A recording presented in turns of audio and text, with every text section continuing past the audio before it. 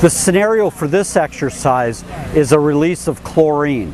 Today what we're looking at here is the ability of first responders to successfully decontaminate people in the field, the ability of EMS providers to successfully triage and treat and transport people, and the ability of hospitals to decontaminate and begin emergency treatment of mass numbers of patients.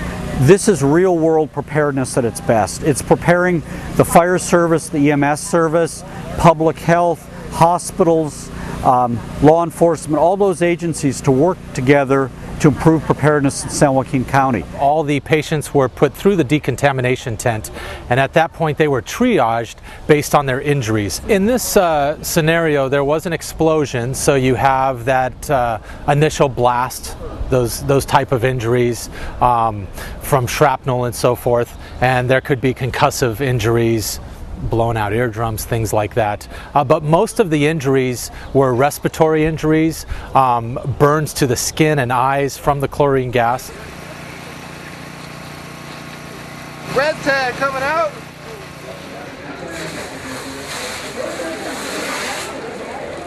I picked the most annoying patient that I've ever had to treat, and I just tried to emulate that person, just be loud, complain, and try and get as much attention as I could. I was in a group where we had minor injuries. We were able to actually walk to the hospital, so we kind of stormed the hospital in a group. Just, you know, my eyes are burning, my chest hurts, things like that. Some people were actually DOA, so they were dead on arrival. Some people had extensive injuries. They had broken bones and just all kinds of burns and things like that. They're made up to look very, very lifelike.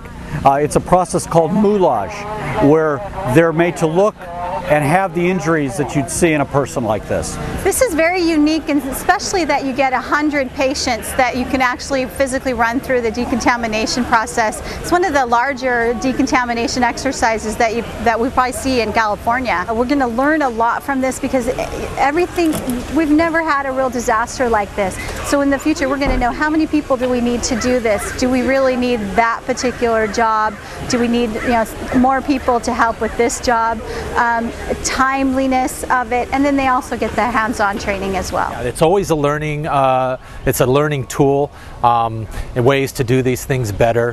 What I found personally was that I was the transportation group supervisor, so it was my job to get the patients on the ambulances and direct them to the proper hospitals. The patients came through real quick. I got a little overwhelmed in my position, so for future practices I'll probably have more resources as far as personnel. I've found that some of the better prepared counties are actually in the central San Joaquin Valley. By testing and evaluating ourselves now, we're better prepared when the big one hits. And it doesn't matter if the big one's a terrorist attack, a natural disaster such as an earthquake or a flood, we'll be better prepared because of activities like this.